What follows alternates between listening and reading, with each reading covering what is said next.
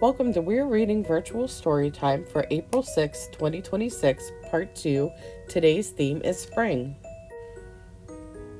The Flower Thief by Alice Hemming, illustrated by Nicola Slater. Hello, brand new day. Hello, sunshine. Hello, lovely leaves. Nice to see you back. Cuckoo. Wait, what was that? Buzz. And what was that? Flap, flap. Arg! Who was that? Bird! Yes, squirrel, what is it? It's getting very busy, bird.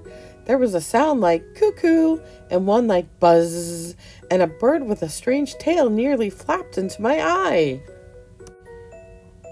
Well, it sounds like you heard a cuckoo call and a bumblebee buzz and saw a swallow. Those are all signs that spring has arrived. Spring? Do we like spring? Yes, of course. Oh, bird, look at this. It's a new flower, and it's small and yellow and perfect. It looks like the sun.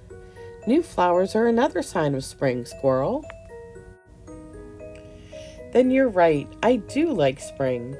And bird, the flower is growing between your tree and my tree, but it's a little bit closer to my tree, so it's my flower, isn't it? I suppose it is, squirrel. The next morning, what are you doing?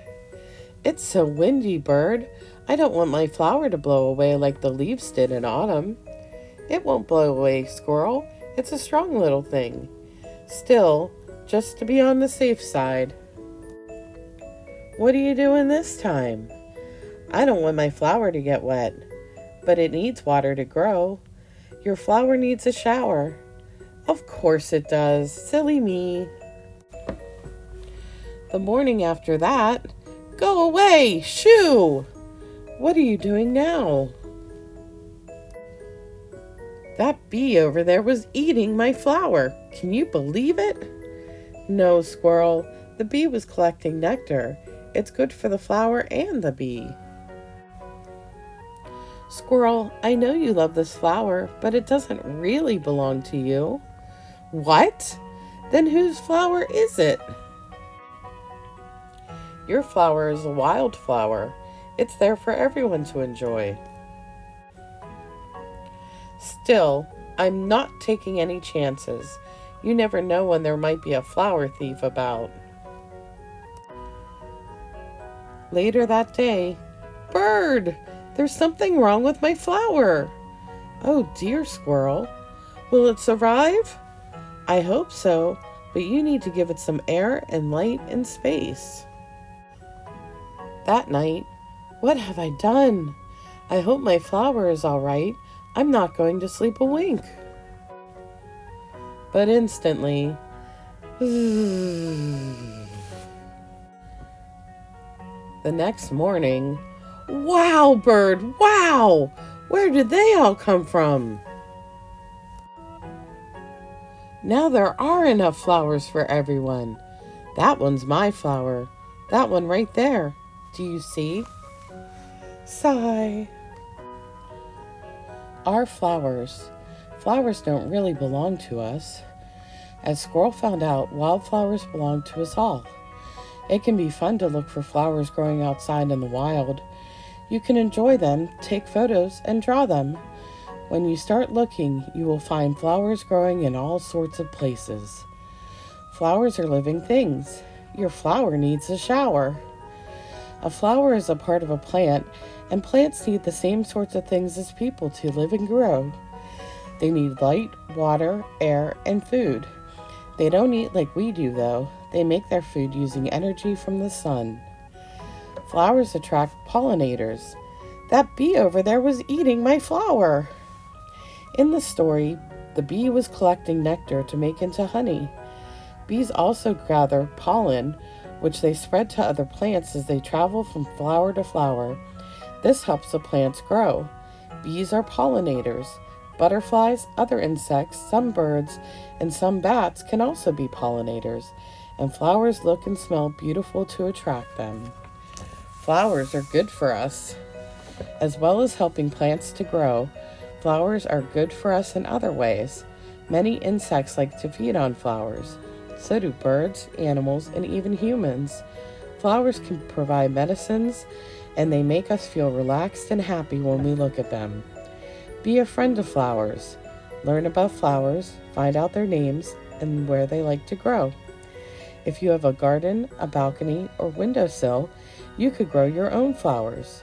Encourage people at home or school to leave part of the yard unmown so wildflowers can grow. Make your own insect hotel. Flowers are not the only sign of spring.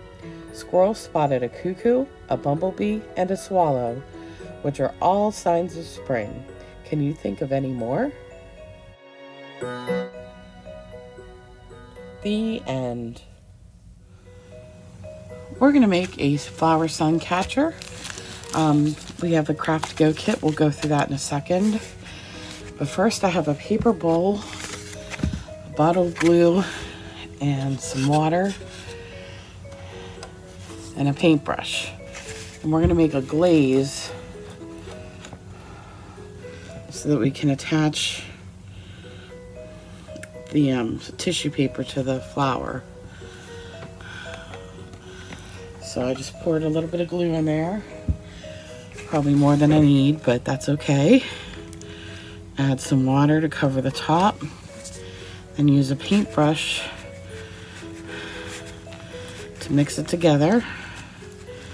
We want it to be a nice liquid glaze.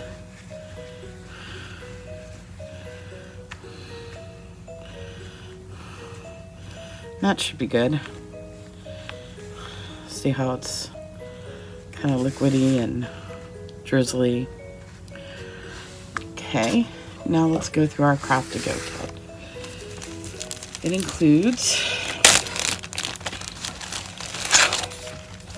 this clear acetate film.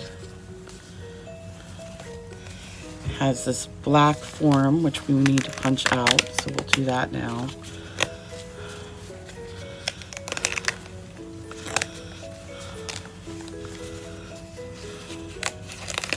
Do it carefully so that you don't rip the lines in between, because that's what gives the flower definition. It looks like a lotus flower to me. I don't know. I could be wrong. Okay. So when we're all done, we'll put that on top, and that's how it'll look. Put that aside. And then we have the actual kit, and this all comes from Oriental Trading. And we're going to open it up. There's instructions in here. There's a cord in here. And there's some tissue paper. You don't want to lose any of that. And you can separate your tissues by color if you want. Looks like there should be some green in here for the bottom of the flower.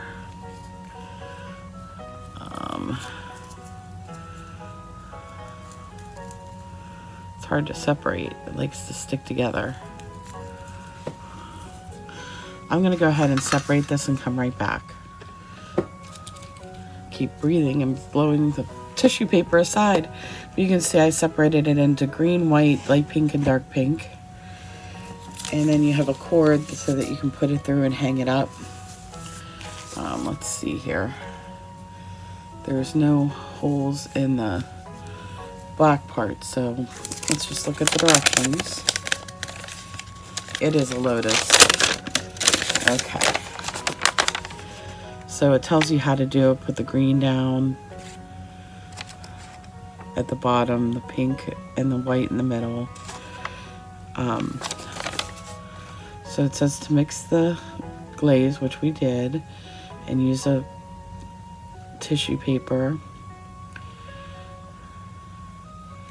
And then it says to attach the cord once it's dry. I probably won't even attach it because I would just stick it to the window. But we'll apply the glaze.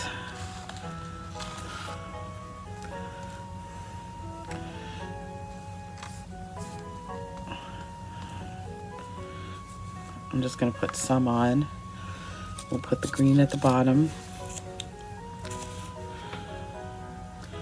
And once it dries, you can trim off the pieces that are over the edge.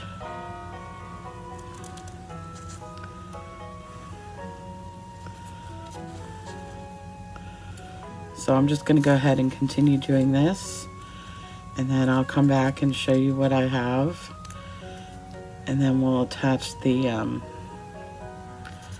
black part once it's dry. Or actually, I'm not going to use the cord, so I'm just going to go ahead and put the black part on.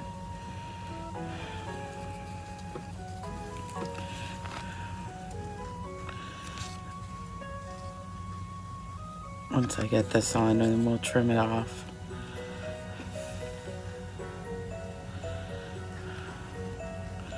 So, okay, I have all the paper on there. I'm just gonna go ahead and put, I have my scissors ready to cut off the edges, but I'm gonna put a little bit of glaze on the top just to make sure that it sticks really well, which it should, because I used a lot of glaze, as you can see by the wet paper. You can see there's some little holes. Hopefully they'll be covered up by the black, but if not, that's okay. I am not perfect. I'm sure you figured that out by now. And then we're going to use this glaze to stick the foam on top, and it'll take it a while to dry, and then you can trim the papers. So let's just line it up. That's not too bad. It's not perfect, but I think it looks cute. So I'm going to take it off of this paper to dry so it doesn't stick. But that's what it'll look like. We'll just trim all this off, and then it'll dry.